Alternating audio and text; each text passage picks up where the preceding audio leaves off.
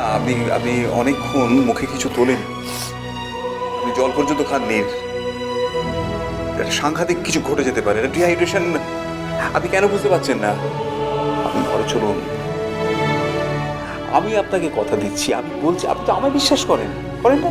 নতুন ঠাকুরপোকে বিশ্বাস করেন না? আমি আপনাকে বলছি যে আমাদের জন্য একটা ভালো খবর ওয়েট করছে, আমার মন বলছে, আর আমার মন ভুল বলে না। আপনি কেন অধৈর্য হচ্ছেন? প্লিজ, এই দোয়েল, যাও বৌদিকে প্লিজ, যদি কিছু লিকুইড ফিকুইড পাও। চলো দিদি ভাই, চলো ঘরে যাবে, চলো এসো।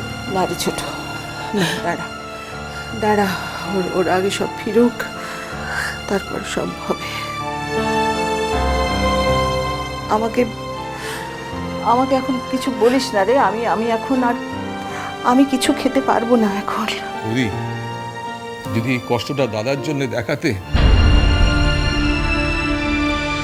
বৌদি, যদি এই কষ্টটা দাদার জন্য দেখাতে,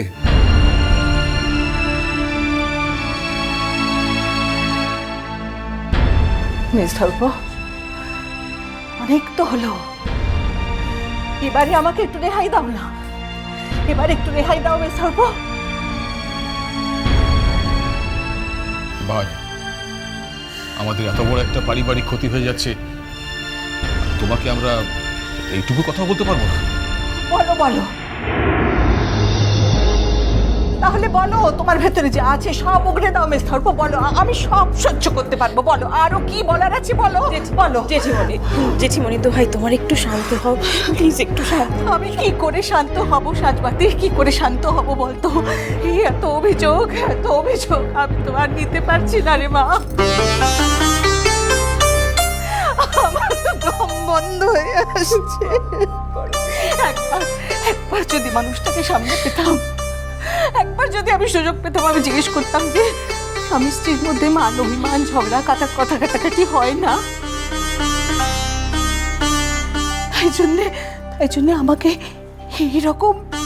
এইরকম ভাবে অপরাধী বানিয়ে যেতে হলো সারা জীবনের মতো। এই পাওনা ছিল আমার মানুষটার কাছে, এতদিন পরে এই পাওনা ছিল আমার।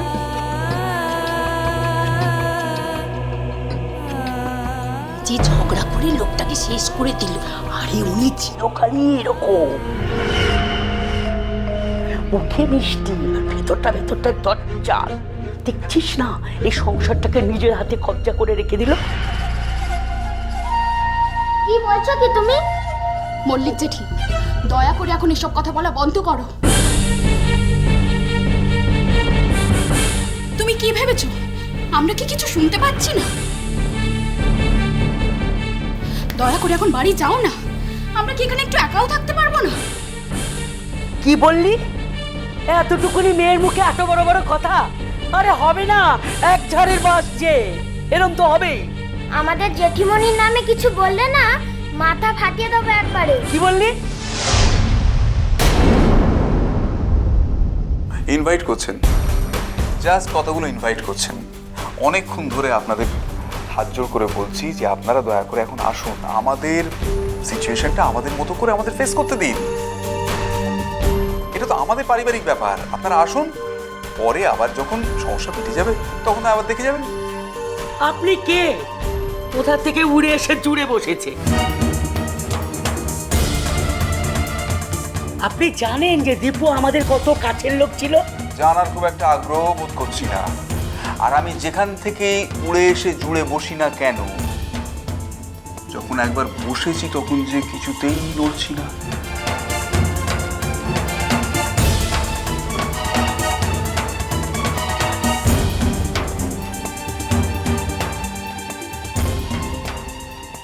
আর আপনাকেও বলি মেজদা, আচ্ছা, পরিবারের একে অপরের বিরুদ্ধে ক্ষোভ বিক্ষোভ মান অভিমান এসব ঝরে পড়তেই পারে, কিন্তু সেগুলো তো বাইরের মানুষের জানার কথা নয়, সেগুলো তো আমাদের ঘরের কথা। আপনার আপনার এই কথাবার্তা বাইরে চলে যাওয়ার জন্য যদি আজকে আমাদের পরিবারটা মান নষ্ট হয়, আপনার বৌদির সম্মান নষ্ট হয়, সেটা কি আপনার ভালো লাগবে নাকি? তাছাড়া আপনার বৌদিকে আপনি অভিমান করে যা খুশি বলতেই পারেন, কিন্তু পাড়া প্রতিবেশীটা বললে তো আপনি সহ্য করতে পারবেন না।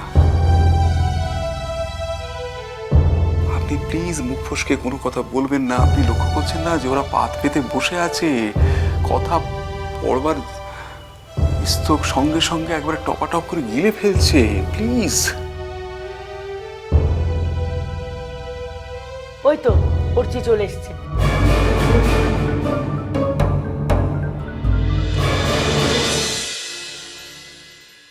ওই তো অর্চি চলে এসছে।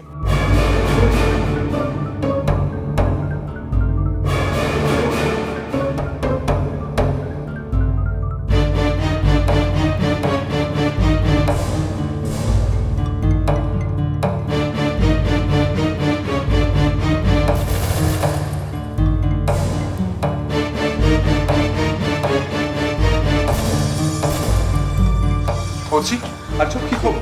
কি হলো? কথা বলো। বাবু বাবু কোথায়? কি হয়েছে?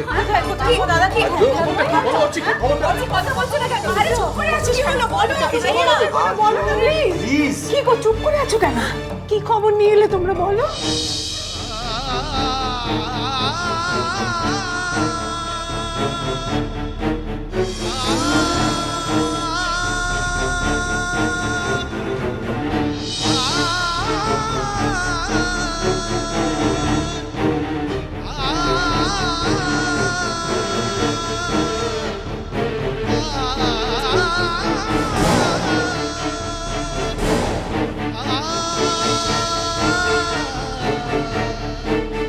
আসছে।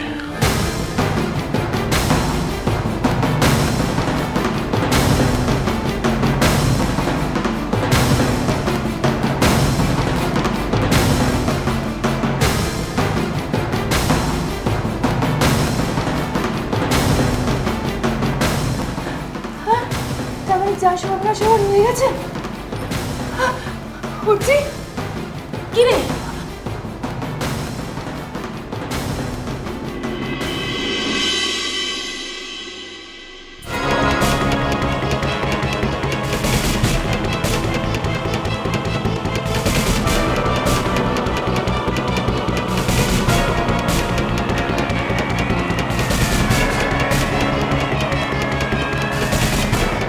যা চেয়েছিলে তাই হয়েছে।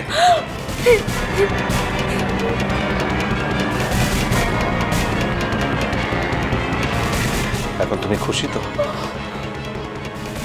আমরা যাকে দেখতে গেছিলাম সে জেঠুমণি।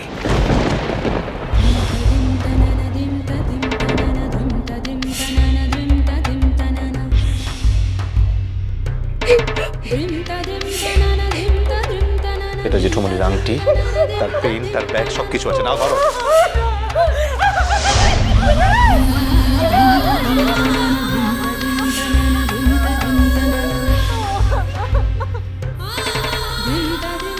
দাদা গো, দাদা গো, তুমি এ কি করলে দাদা? এ কি করলে? তুমি পুনুর কথা একবারও ভাবলে না দাদা, একবারও ভাবলে না? তোমাকে ছাড়া পুনু ওই পৃথিবীতে কি করে থাকবে দাদা? কে তাকে জীবনের সব সমস্যার সমাধান দেখাবে? ও দাদা, তুমি এ কি করলে দাদা?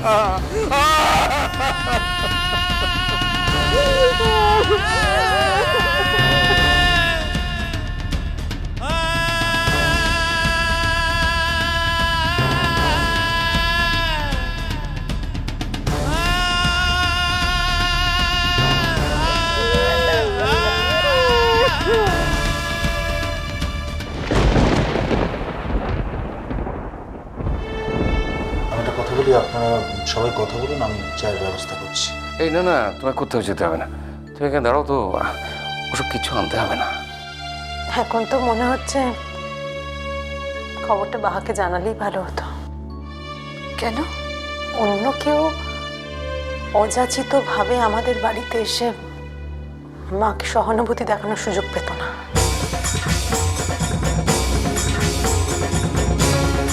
শোক তো মানুষকে কাছে করে, আমি জানতাম প্রভু।